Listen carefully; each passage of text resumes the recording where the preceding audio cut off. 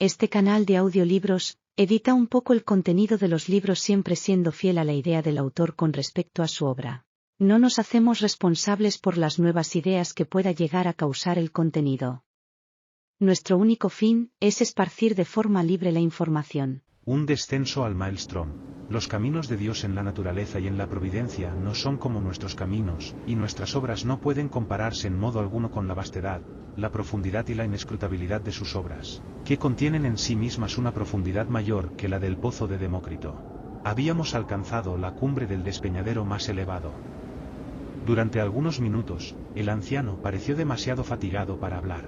Hasta no hace mucho tiempo, dijo, por fin, podría haberlo guiado en este ascenso tan bien como el más joven de mis hijos. Pero, hace unos 3 años, me ocurrió algo que jamás le ha ocurrido a otro mortal. O, por lo menos, a alguien que haya alcanzado a sobrevivir para contarlo, y las 6 horas de terror mortal que soporté me han destrozado el cuerpo y el alma. Usted ha de creerme muy viejo, pero no lo soy. Bastó algo menos de un día para que estos cabellos, negros como el azabache, se volvieran blancos, debilitáronse mis miembros, y tan frágiles quedaron mis nervios, que tiemblo al menor esfuerzo y me asusto de una sombra. ¿Creerá usted que apenas puedo mirar desde este pequeño acantilado sin sentir vértigo? El pequeño acantilado, a cuyo borde se había tendido a descansar con tanta negligencia que la parte más pesada de su cuerpo sobresalía del mismo, mientras se cuidaba de una caída apoyando el codo en la resbalosa arista del borde. El pequeño acantilado, digo, alzábase formando un precipicio de negra roca reluciente, de 1500 o 1600 pies, sobre la multitud de despeñaderos situados más abajo. Nada hubiera podido inducirme a tomar posición a menos de 6 yardas de aquel borde. A decir verdad, tanto me impresionó la peligrosa postura de mi compañero que caí en tierra cuán largo era, me aferré a los arbustos que me rodeaban y no me atreví siquiera a mirar hacia el cielo, mientras luchaba por rechazar la idea de que la furia de los vientos amenazaba sacudir los cimientos de aquella montaña. Pasó largo rato antes de que pudiera reunir coraje suficiente para sentarme y mirar a la distancia.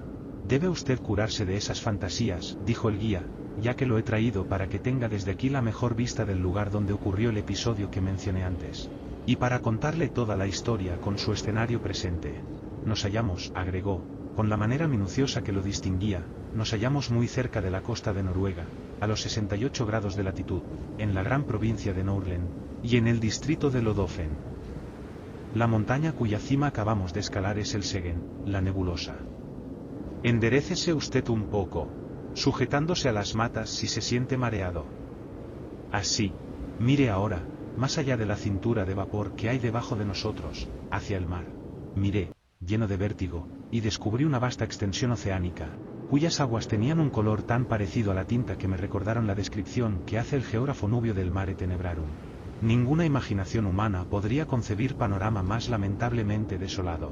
A derecha e izquierda, y hasta donde podía alcanzar la mirada, se tendían, como murallas del mundo, cadenas de acantilados horriblemente negros y colgantes, cuyo lúgubre aspecto veíase reforzado por la resaca, que rompía contra ellos su blanca y lívida cresta, aullando y rugiendo eternamente.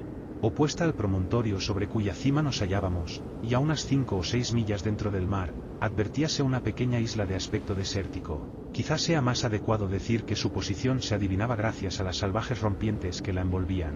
Unas 2 millas más cerca alzábase otra isla más pequeña, horriblemente escarpada y estéril, rodeada en varias partes por amontonamientos de oscuras rocas. En el espacio comprendido entre la mayor de las islas y la costa, el océano presentaba un aspecto completamente fuera de lo común. En aquel momento soplaba un viento tan fuerte en dirección a tierra, que un bergantín que navegaba mar afuera se mantenía a la capa con 2 rizos en la vela mayor, mientras la quilla se hundía a cada momento hasta perderse de vista. No obstante, el espacio a que he aludido no mostraba nada que semejara a un oleaje embravecido, sino tan solo un breve, rápido y furioso embate del agua en todas direcciones, tanto frente al viento como hacia otros lados. Tampoco se advertía espuma, salvo en la proximidad inmediata de las rocas. La isla más alejada, continuó el anciano, es la que los noruegos llaman Burr. La que se halla a mitad de camino es Moskoe. A 1 milla al norte verá la de Ambaren. Más allá se encuentran Islesen, Jotolm, Keildelm, Swarven y Buckholm. Aún más allá, entre Moskoe y Burr, están Otterholm, Flimen, Sandflesen y Stockholm. Tales son los verdaderos nombres de estos sitios, pero, ¿qué necesidad había de darles nombres? No lo sé, y supongo que usted tampoco. ¿Oye alguna cosa? ¿Nota algún cambio en el agua? Llevábamos ya unos 10 minutos en lo alto del Elsegen, al cual habíamos ascendido viniendo desde el interior de Lofoden, de modo que no habíamos visto ni una sola vez el mar hasta que se presentó de golpe al arribar a la cima. Mientras el anciano me hablaba, percibí un sonido potente y que crecía por momentos, algo como el mugir de un enorme rebaño de búfalos en una pradera americana, y en el mismo momento reparé en que el estado del océano a nuestros pies, que correspondía a lo que los marinos llaman picado, se estaba transformando rápidamente en una corriente orientada hacia el este. Mientras la seguía mirando, aquella corriente adquirió una velocidad monstruosa. A cada instante su rapidez y su desatada impetuosidad iban en aumento. 5 minutos después, todo el mar hasta hervía de cólera incontrolable, pero donde esa rabia alcanzaba su ápice era entre Moscú y la costa. Allí, la vasta superficie del agua se abría y trazaba en 1000 canales antagónicos, reventaba bruscamente en una convulsión frenética, encrespándose, hirviendo, silbando y giraba en gigantescos e innumerables vórtices, y todo aquello se atorbellinaba y corría hacia el este con una rapidez que el agua no adquiere en ninguna otra parte, como no sea el caer en un precipicio. En pocos minutos más, una nueva y radical alteración apareció en escena. La superficie del agua se fue nivelando un tanto y los remolinos desaparecieron uno tras otro, mientras prodigiosas fajas de espuma surgían allí donde antes no había nada. A la larga, y luego de dispersarse a una gran distancia, aquellas fajas se combinaron unas con otras y adquirieron el movimiento giratorio de los desaparecidos remolinos, como si constituyeran el germen de otro más vasto. De pronto, instantáneamente, todo asumió una realidad clara y definida, formando un círculo cuyo diámetro pasaba de 1 milla. El borde del remolino estaba representado por una ancha faja de resplandeciente espuma, pero ni la menor partícula de ésta resbalaba al interior del espantoso embudo, cuyo tubo, hasta donde la mirada alcanzaba a medirlo, era una pulida, brillante y tenebrosa pared de agua, inclinada en un ángulo de 45 grados con relación al horizonte, y que giraba y giraba vertiginosamente, con un movimiento oscilante y tumultuoso, produciendo un fragor horrible, entre rugido y clamoreo, que ni siquiera la enorme catarata del Niágara lanza al espacio en su tremenda caída. La montaña temblaba desde sus cimientos y oscilaban las rocas. Me dejé caer boca abajo, aferrándome a los ralos matorrales en el paroxismo de mi agitación nerviosa. Por fin, pude decir a mi compañero, esto no puede ser más que el enorme remolino del Maelstrom. Así suelen llamarlo, repuso el viejo. Nosotros los noruegos le llamamos el Moskoe-Ström, a causa de la isla Moskoe. Las descripciones ordinarias de aquel vórtice no me habían preparado en absoluto para lo que acababa de ver. La de Jonas Rames, quizá la más detallada, no puede dar la menor noción de la magnificencia o el horror de aquella escena, ni tampoco la perturbadora sensación de novedad que confunde al espectador. No sé bien en qué punto de vista estuvo situado el escritor aludido, ni en qué momento, pero no pudo ser en la cima del Elsegen, ni durante una tormenta. Y aquí algunos pasajes de su descripción que merecen, sin embargo, citarse por los detalles que contienen, aunque resulten sumamente débiles para comunicar una impresión de aquel espectáculo. Entre Lofoden y Moskoe, dice, la profundidad del agua varía entre 36 y 40 brazas, pero del otro lado, en dirección a Gur, la profundidad disminuye al punto de no permitir el paso de un navío sin el riesgo de que encalle en las rocas, cosa posible aún en plena bonanza. Durante la pleamar, las corrientes se mueven entre Lofoden y Moskoe con turbulenta rapidez, al punto de que el rugido de su impetuoso reflujo hacia el mar apenas podría ser igualado por el de las más sonoras y espantosas cataratas. El sonido se escucha a muchas leguas, y los vórtices o abismos son de tal tamaño y profundidad que si un navío es atraído por ellos se ve tragado irremisiblemente y arrastrado a la profundidad donde se hace pedazos contra las rocas. Cuando el agua se sosiega, los pedazos del buque asoman a la superficie. Pero los intervalos de tranquilidad se producen solamente en los momentos del cambio de la marea y con buen tiempo, apenas duran un cuarto de hora antes de que recomience gradualmente su violencia. Cuando la corriente es más turbulenta y una tempestad acrecienta su furia resulta peligroso acercarse a menos de 1 milla noruega. Botes, yates y navíos han sido tragados por no tomar esa precaución contra su fuerza atractiva. Ocurre asimismo con frecuencia que las ballenas se aproximan demasiado a la corriente y son dominadas por su violencia. Imposible resulta entonces describir sus clamores y mugidos mientras luchan inútilmente por escapar. Cierta vez, un oso que trataba de nadar de Lofoden a Moskoe fue atrapado por la corriente y arrastrado a la profundidad, mientras rugía tan terriblemente que se le escuchaba desde la costa. Grandes cantidades de troncos de abetos y pinos, absorbidos por la corriente, vuelven a la superficie rotos y retorcidos a un punto tal que no pasan de ser un montón de astillas. Esto muestra claramente que el fondo consiste en rocas aguzadas contra las cuales son arrastrados y frotados los troncos. Dicha corriente se regula por el flujo y reflujo marino, que se suceden constantemente cada 6 horas. En el año 1645, en la mañana del domingo de Sexagésima, la furia de la corriente fue tan espantosa que las piedras de las casas de la costa se desplomaban. Por lo que se refiere a la profundidad del agua, no me explico cómo pudo ser verificada en la vecindad inmediata del vórtice. Las 40 brazas tienen que referirse indudablemente a las porciones del canal linderas con la costa, sea de Moscoe o de Lofoden. La profundidad en el centro del Moscoe Strom debe ser inconmensurablemente grande, y la mejor prueba de ello la da la más ligera mirada que se proyecte al abismo del remolino desde la cima del Elseggen. Mientras encaramado en esta cumbre contemplaba el rugiente Flegetón allá abajo, no pude impedirme sonreír de la simplicidad con que el honrado Jonas Rames consigna, como algo difícil de creer, las anécdotas sobre ballenas y osos, cuando resulta evidente que los más grandes buques actuales, sometidos a la influencia de aquella mortal atracción, serían el equivalente de una pluma frente al huracán y desaparecerían instantáneamente. Las tentativas de explicar el fenómeno, que, en parte, según recuerdo, me habían parecido suficientemente plausibles a la lectura, presentaban ahora un carácter muy distinto e insatisfactorio. La idea predominante consistía en que el vórtice, al igual que otros 3 más pequeños situados entre las islas Feroe, no tiene otra causa que la colisión de las olas, que se alzan y rompen, en el flujo y reflujo, contra un arrecife de rocas y bancos de arena, el cual encierra las aguas al punto que éstas se precipitan como una catarata. Así, cuanto más alta sea la marea, más profunda será la caída, y el resultado es un remolino o vórtice, cuyo prodigioso poder de succión es suficientemente conocido por experimentos hechos en menor escala. Tales son los términos con que se expresa la Encyclopédie Britannique. Kercher y otros imaginan que en el centro del canal del Maelstrom hay un abismo que penetra en el globo terrestre y que vuelve a salir en alguna región remota. Una de las hipótesis nombra concretamente el Golfo de Botnia. Esta opinión, bastante gratuita en sí misma, fue la que mi imaginación aceptó con mayor prontitud una vez que hube contemplado la escena. Pero al mencionarla a mi guía me sorprendió oírle decir que, si bien casi todos los noruegos compartían ese punto de vista, él no lo aceptaba. En cuanto a la hipótesis precedente, confesó su incapacidad para comprenderla, y yo le di la razón, pues, aunque sobre el papel pareciera concluyente, resultaba por completo ininteligible e incluso absurda frente al tronar de aquel abismo. Ya ha podido ver muy bien el remolino, dijo el anciano, y si nos colocamos ahora detrás de esa roca al socaire, para que no nos moleste el ruido del agua, le contaré un relato que lo convencerá de que conozco alguna cosa sobre el Moscoe Strom. Me ubiqué como lo deseaba y comenzó. Mis 2 hermanos y yo éramos dueños de un queche aparejado como una goleta, de unas 70 toneladas, con el cual pescábamos entre las islas situadas más allá de Moscú y casi hasta Bur.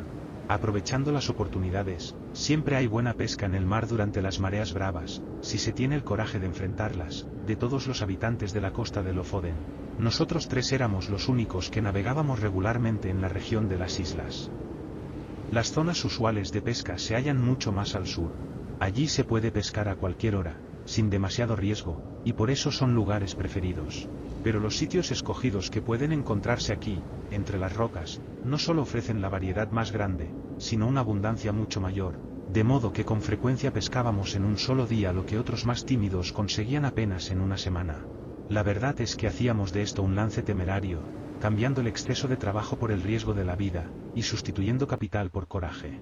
Fondeábamos el queche en una caleta, a unas 5 millas al norte de esta costa, y cuando el tiempo estaba bueno, acostumbrábamos a aprovechar los 15 minutos de tranquilidad de las aguas para atravesar el canal principal de Moscoe Strom mucho más arriba del remolino y anclar luego en cualquier parte cerca de Oteramo, Sandflesen, donde las mareas no son tan violentas.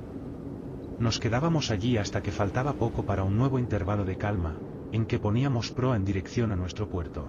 Jamás iniciábamos una expedición de este género sin tener un buen viento de lado tanto para la ida como para el retorno, un viento del que estuviéramos seguros que no nos abandonaría a la vuelta, y era raro que nuestros cálculos erraran.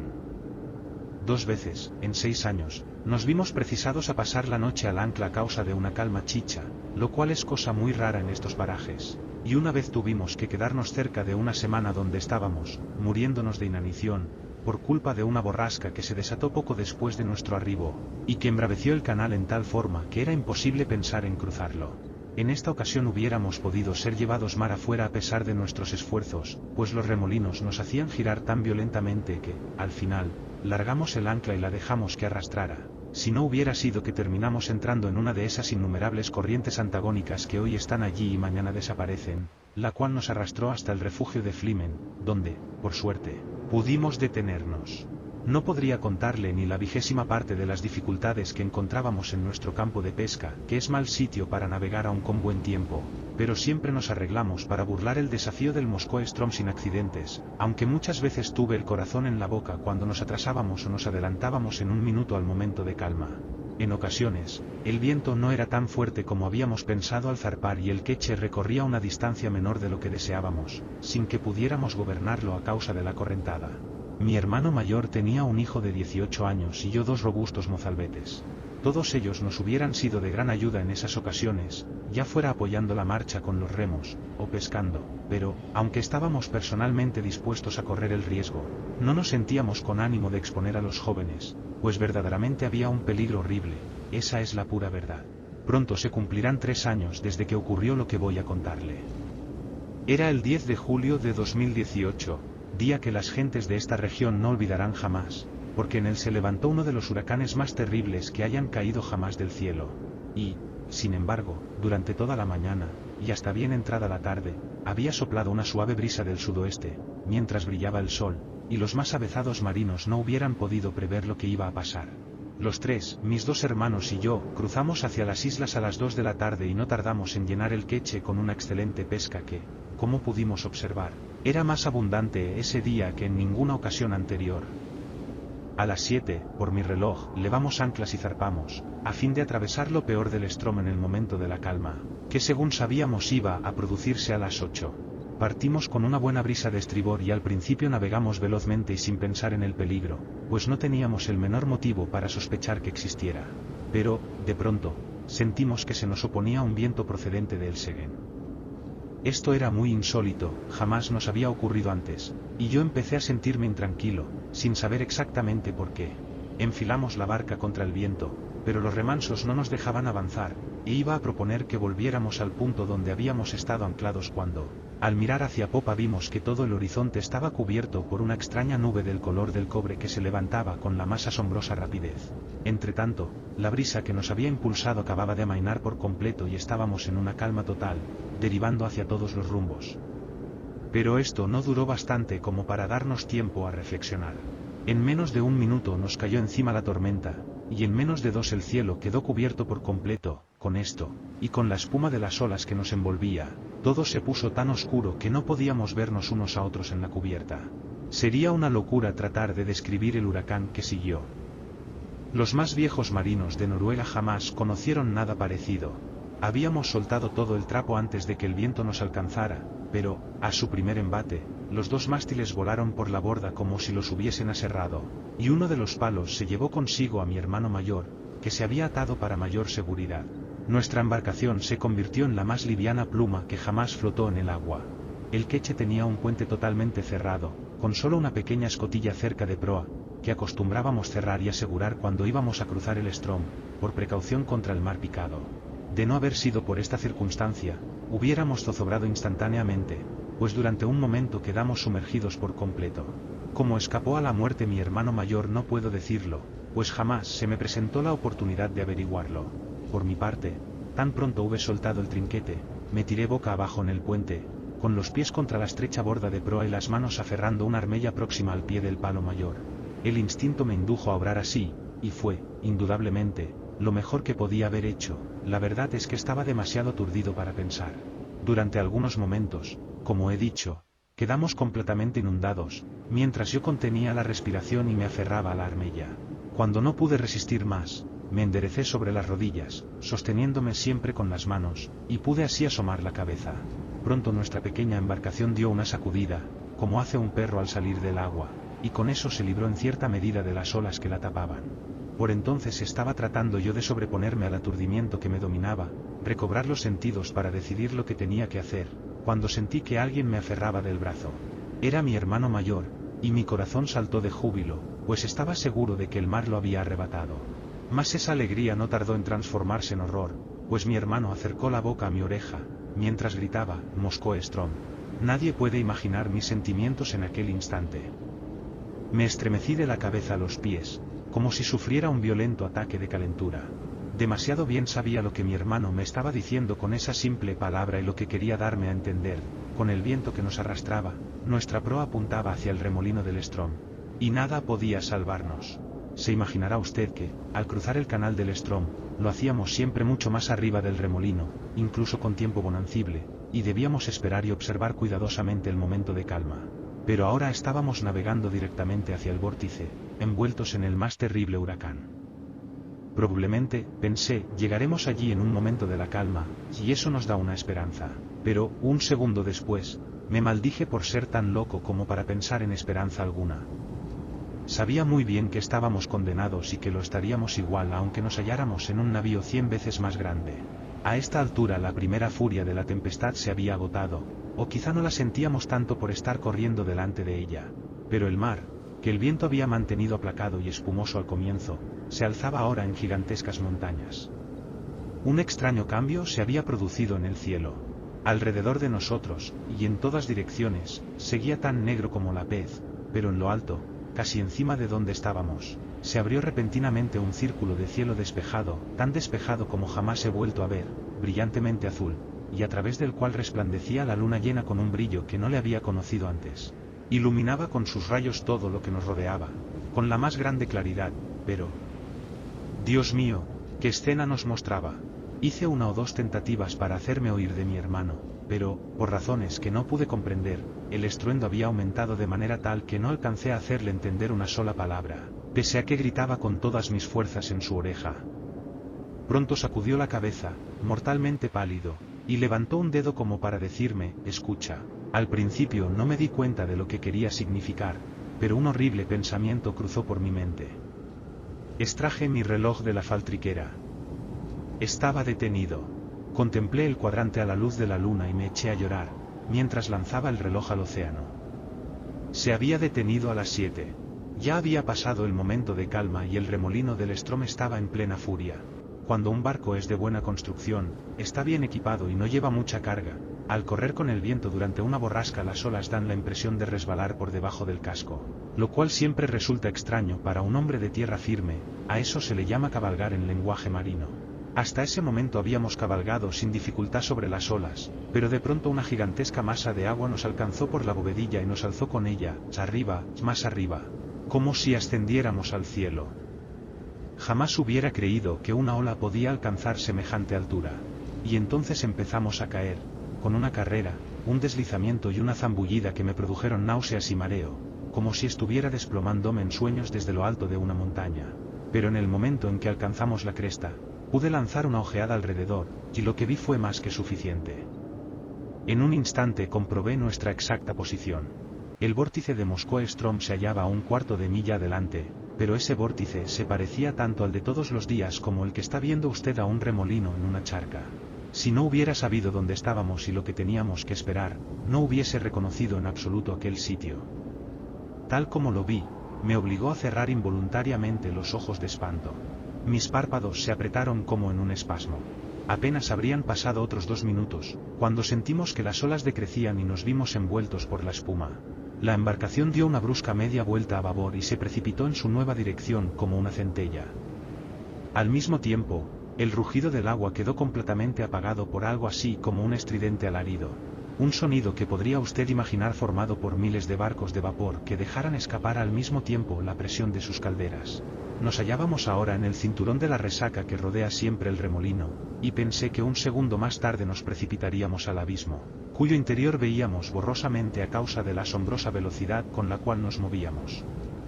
El queche no daba la impresión de flotar en el agua, sino de flotar como una burbuja sobre la superficie de la resaca.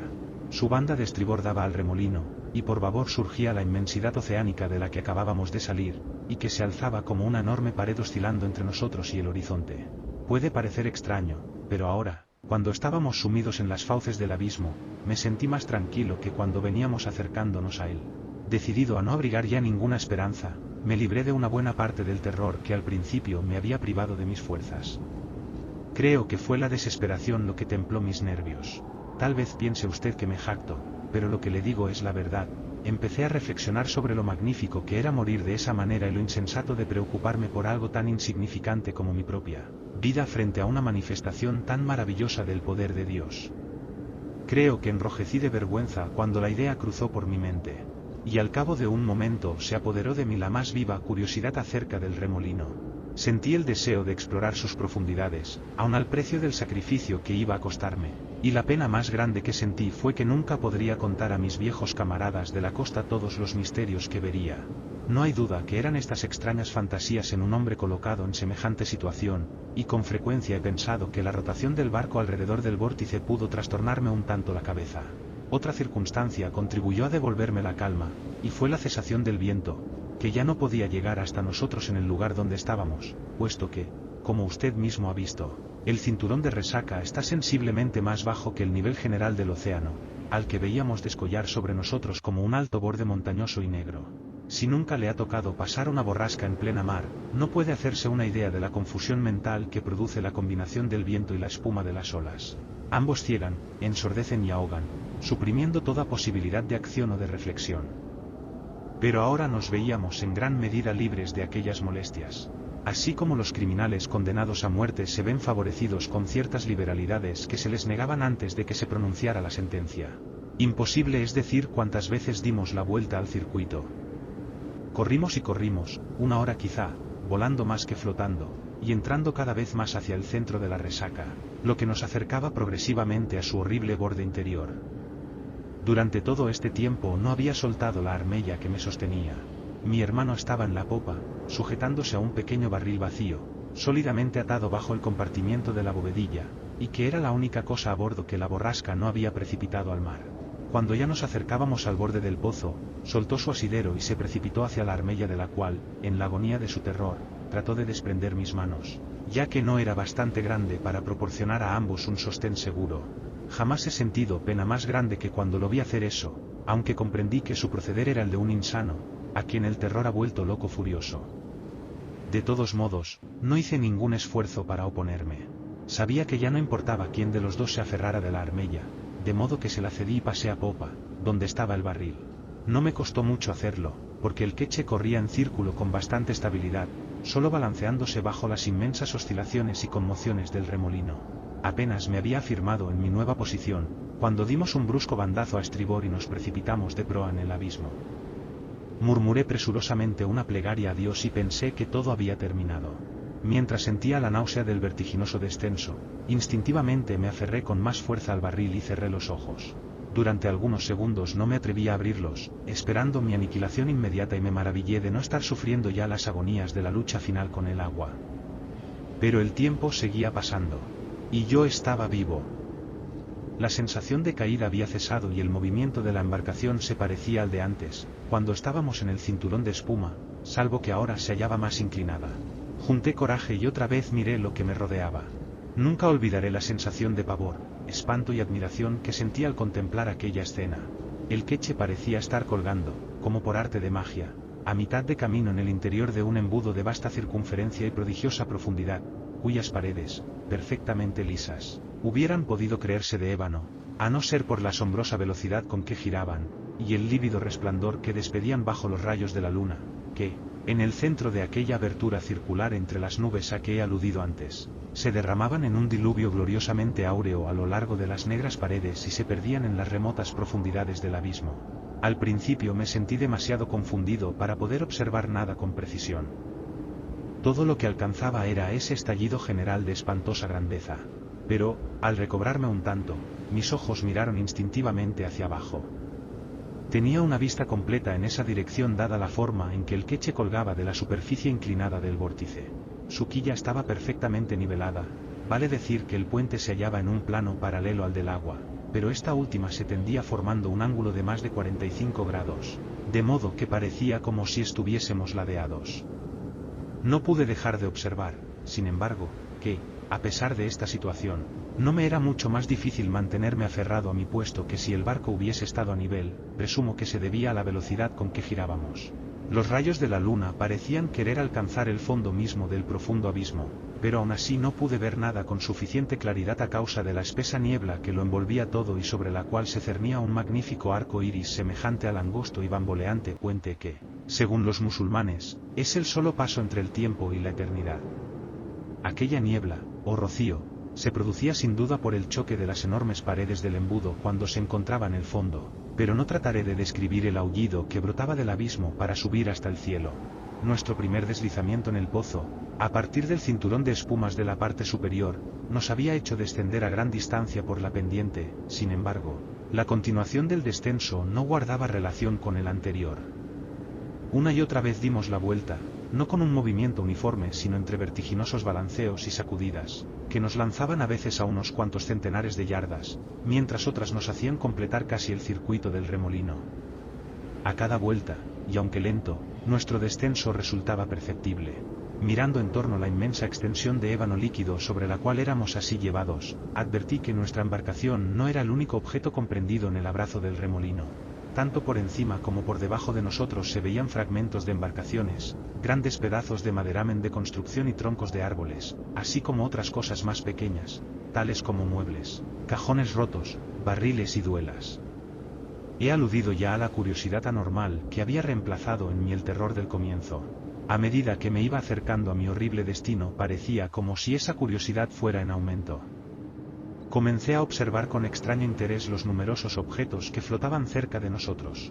Debo de haber estado bajo los efectos del delirio, porque hasta busqué diversión en el hecho de calcular sus respectivas velocidades en el descenso hacia la espuma del fondo. Ese abeto, me oí decir en un momento dado, será el que ahora se precipite hacia abajo y desaparezca. Y un momento después me quedé decepcionado al ver que los restos de un navío mercante holandés se le adelantaban y caían antes. Al final, después de haber hecho numerosas conjeturas de esta naturaleza, y haber errado todas, ocurrió que el hecho mismo de equivocarme invariablemente me indujo a una nueva reflexión, y entonces me eché a temblar como antes, y una vez más latió pesadamente mi corazón. No era el espanto el que así me afectaba, sino el nacimiento de una nueva y emocionante esperanza. Surgía en parte de la memoria, y en parte, de las observaciones que acababa de hacer. Recordé la gran cantidad de restos flotantes que aparecían en la costa de Lofoden y que habían sido tragados y devueltos luego por el Moskoe Ström.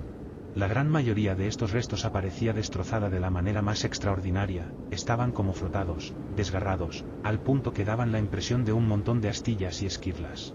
Pero al mismo tiempo recordé que algunos de esos objetos no estaban desfigurados en absoluto. Me era imposible explicar la razón de esa diferencia, salvo que supusiera que los objetos destrozados eran los que habían sido completamente absorbidos, mientras que los otros habían penetrado en el remolino en un periodo más adelantado de la marea, o bien, por alguna razón, habían descendido tan lentamente luego de ser absorbidos, que no habían alcanzado a tocar el fondo del vórtice antes del cambio del flujo o del reflujo, según fuera el momento. Me pareció posible, en ambos casos, que dichos restos hubieran sido devueltos otra vez al nivel del océano, sin correr el destino de los que habían penetrado antes en el remolino o habían sido tragados más rápidamente. Al mismo tiempo hice 3 observaciones importantes. La primera fue que, por regla general, los objetos de mayor tamaño descendían más rápidamente. La segunda, que entre 2 masas de igual tamaño, una esférica y otra de cualquier forma, la mayor velocidad de descenso correspondía a la esfera. La tercera, que entre 2 masas de igual tamaño, una de ellas cilíndrica y la otra de cualquier forma, la primera era absorbida con mayor lentitud. Desde que escapé de mi destino he podido hablar muchas veces sobre estos temas con un viejo preceptor del distrito, y gracias al conozco el uso de las palabras cilindro y esfera. Me explicó, aunque me he olvidado de la explicación, que lo que yo había observado entonces era la consecuencia natural de las formas de los objetos flotantes, y me mostró como un cilindro, flotando en un remolino, ofrecía mayor resistencia a su succión y era arrastrado con mucha mayor dificultad que cualquier otro objeto del mismo tamaño, cualquiera fuese su forma. Había además un detalle sorprendente, que contribuía en gran medida a reformar estas observaciones y me llenaba de deseos de verificarlas. A cada revolución de nuestra barca sobrepasábamos algún objeto, como ser un barril, una verga o un mástil. Ahora bien, muchos de aquellos restos, que al abrir yo por primera vez los ojos para contemplar la maravilla del remolino, se encontraban a nuestro nivel, estaban ahora mucho más arriba y daban la impresión de haberse movido muy poco de su posición inicial. No vacilé entonces en lo que debía hacer, Resolví asegurarme fuertemente al barril del cual me tenía, soltarlo de la bovedilla y precipitarme con él al agua. Llamé la atención de mi hermano mediante signos, mostrándole los barriles flotantes que pasaban cerca de nosotros, e hice todo lo que estaba en mi poder para que comprendiera lo que me disponía a hacer. Me pareció que al fin entendía mis intenciones, pero fuera así o no, sacudió la cabeza con desesperación, negándose a abandonar su asidero en la armella. Me era imposible llegar hasta él y la situación no admitía pérdida de tiempo. Así fue como, lleno de amargura, lo abandoné a su destino, me até al barril mediante las cuerdas que lo habían sujetado a la bovedilla y me lancé con él al mar sin un segundo de vacilación. El resultado fue exactamente el que esperaba. Puesto que yo mismo le estoy haciendo este relato, por lo cual ya sabe usted que escapé sano y salvo, y además está enterado de cómo me las arreglé para escapar, abreviaré el fin de la historia. Habría transcurrido 1 hora o cosa así desde que hiciera abandono del queche, cuando lo vi, a gran profundidad, girar terriblemente 3 o 4 veces en rápida sucesión y precipitarse en línea recta en el caos de espuma del abismo, llevándose consigo a mi querido hermano. El barril al cual me había atado descendió apenas algo más de la mitad de la distancia entre el fondo del remolino y el lugar desde donde me había tirado al agua, y entonces empezó a producirse un gran cambio en el aspecto del vórtice. La pendiente de los lados del enorme embudo se fue haciendo menos y menos escarpada. Las revoluciones del vórtice disminuyeron gradualmente su violencia. Poco a poco fue desapareciendo la espuma y el arco iris, y pareció como si el fondo del abismo empezara a levantarse suavemente. El cielo estaba despejado, no había viento y la luna llena resplandecía en el oeste, cuando me encontré en la superficie del océano, a plena vista de las costas de Lofoden y en el lugar donde había estado el remolino de Moskoe-Ström. Era la hora de la calma, pero el mar se encrespaba todavía en gigantescas olas por efectos del huracán. Fui impulsado violentamente al canal del Ström, y pocos minutos más tarde llegaba a la costa, en la zona de los pescadores. Un bote me recogió, exhausto de fatiga, y, ahora que el peligro había pasado, incapaz de hablar a causa del recuerdo de aquellos horrores. Quienes me subieron a bordo eran mis viejos camaradas y compañeros cotidianos, pero no me reconocieron, como si yo fuese un viajero que retornaba del mundo de los espíritus. Mi cabello, negro como ala de cuervo la víspera, estaba tan blanco como lo ve usted ahora. También se dice que la expresión de mi rostro ha cambiado. Les conté mi historia, y no me creyeron. Se la cuento ahora a usted, sin mayor esperanza de que le dé más crédito del que le concedieron los alegres pescadores de Lofoden. Gracias por ver el vídeo, deja tu like, suscríbete y síguenos en nuestras redes sociales, están en la descripción.